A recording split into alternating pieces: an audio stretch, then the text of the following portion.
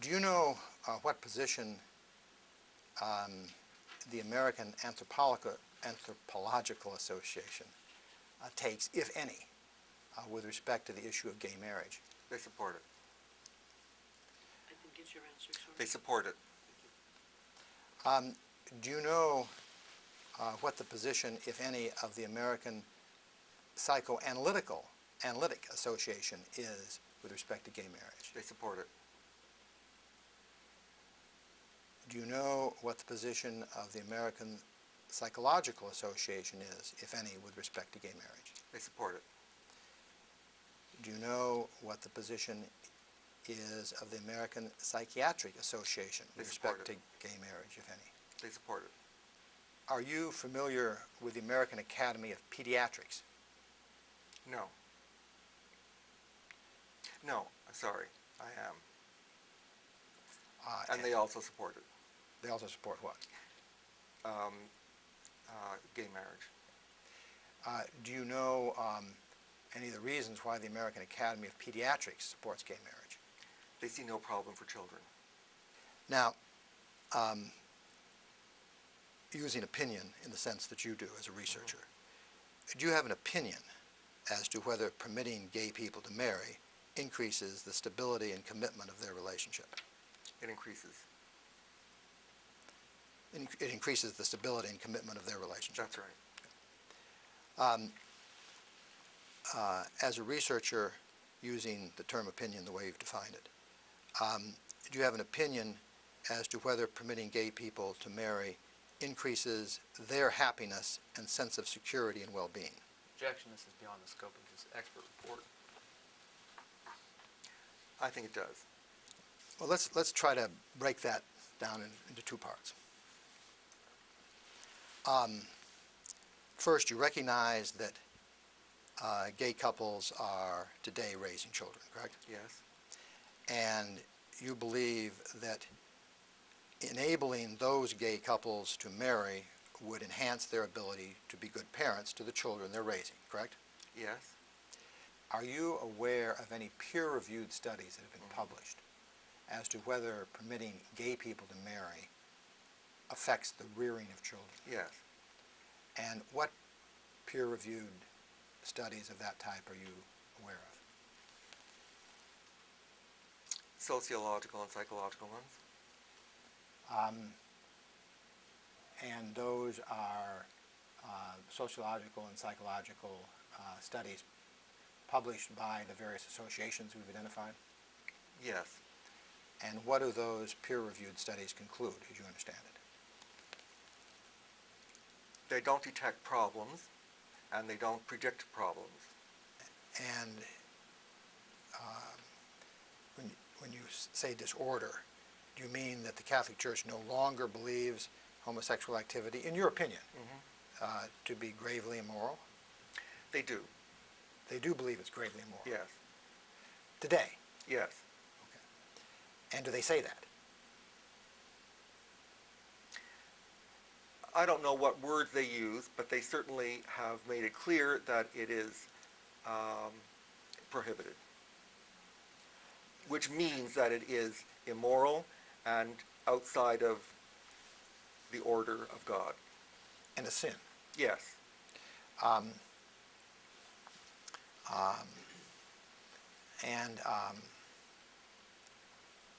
And that's what the Catholic Church teaches its adherents, correct? That's correct. Let me start with the biggest Protestant church in the United States. And that you described as what? Southern Baptist Convention. How does the Southern Baptist Convention describe homosexual behavior? Sinful. They describe it as evil?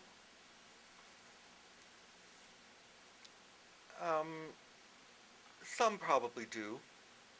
Well, does the Southern Baptist Convention itself describe homosexual behavior as evil? I haven't seen statements with that word, but there's no. I would be inclined to say that some do. Does the Southern Baptist Convention describe um, homosexual behavior as a perversion, Yes. as an abomination, Yes. as deviant behavior, Yes. as a manifestation of a depraved nature? Yes. Does the um, uh, teachings of the Southern Baptist Convention, as you understand it, with respect to gay people, represent what you described earlier as uh, hostility Yes. to gay people? Let me ask you to turn to page 17. And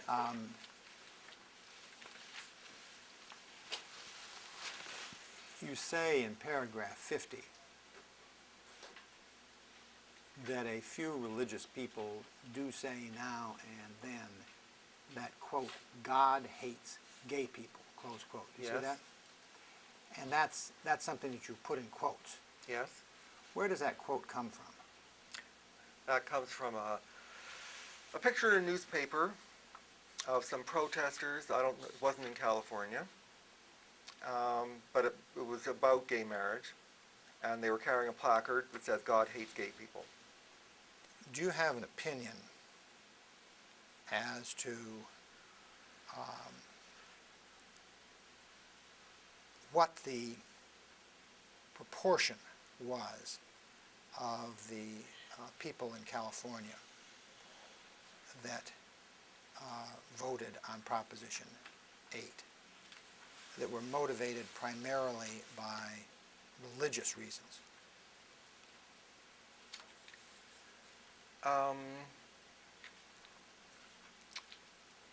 I'd say about half. Um, and of the people who were motivated by religious reasons primarily in voting on Proposition 8, what proportion of those people voted in favor of Proposition 8, in your opinion, if you have one? Action calls for speculation. I don't know. Would you agree that up until the last 50 years, both religion and societies have been very hostile to homosexuality? Yes. And that this hostility has caused homosexuals to be discriminated against? Is that correct? Yes. And indeed placed in physical danger, correct? Yes. Are you aware of any studies or analyses as to how society's hostility to homosexuals and homosexuality affected the psychology of homosexuals? In fact, this is outside the scope of his report. I'm aware that there have been, in fact, studies. And have those studies reached uniform conclusions? Yes. And what are the uniform conclusions that those studies have reached?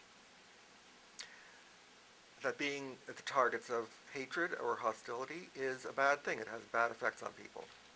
Now, do you have an opinion as to, taking the Roman Catholic Church first, what proportion of Roman Catholics accept the Church's teachings that homosexual activity is a disorder and gravely immoral? Not more than half. Now, you used the term hate or hatred in your writings, and would you define what you mean by that? Culturally propagated hostility. In other words, I don't classify it as an emotion, I classify it as a cultural force. And I take it you would agree that there is what you refer to as culturally propagated hostility towards gay people. There is some, yes. And would it be your opinion that historically there was a great deal of culturally propagated hostility towards gay people? Yes, Are you familiar with the term gay bashing? yes. And what does that term refer to? Attacks, physical attacks on gay people, or at least perceived gay people. That is, sometimes people are attacked because they are perceived to be gay people, even when they're not. Yes, But they are attacks that are directed, physical attacks that are directed against people who are perceived by the attackers to be gay. yes, as in the case of Matthew Shepard. Yes. And would you define for the record who Matthew Shepard was and what happened? He was a student in, where was it, Wisconsin, who was attacked by some people who saw him coming out of a bar, a gay bar, and killed. He was left impaled on a fence. And when did that happen? That could have been 7 or 8 years ago.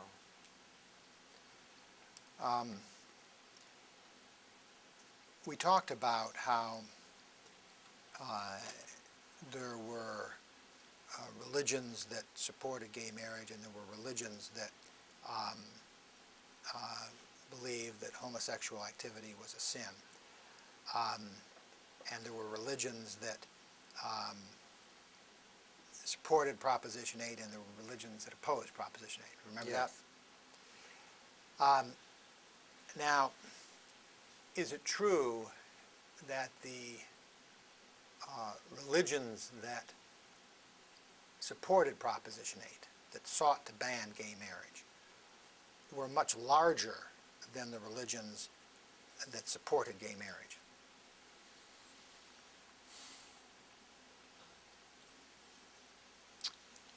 Yes. And the religions that supported Proposition 8 and opposed gay marriage contributed many more volunteers to the campaign effort than the religions that supported gay marriage and opposed Proposition 8, correct? Yes. Let me ask you a question about the hostility to gay people and what we refer to as gay bashing. Do you believe that the teaching of certain religions that homosexual relations are a sin and an abomination contributes to gay bashing? Yes. Is it your opinion that the primary cause of the culturally propagated hostility is religious teachings?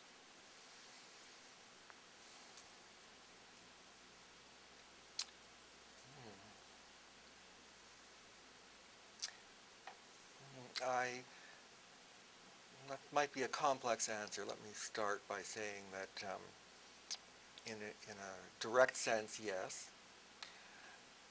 But I think that religious hostility to homosexual behavior in turn has roots other than religion.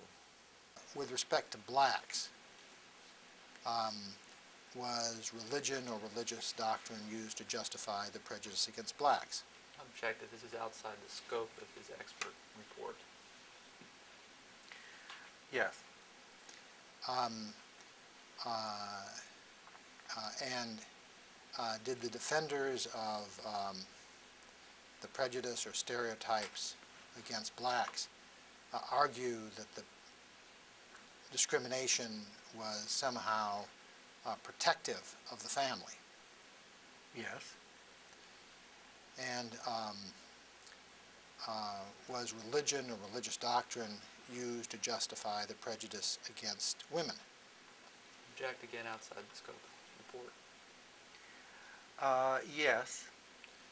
And did the defenders of the prejudice or stereotypes against women argue that the discrimination against women was important to protecting the family?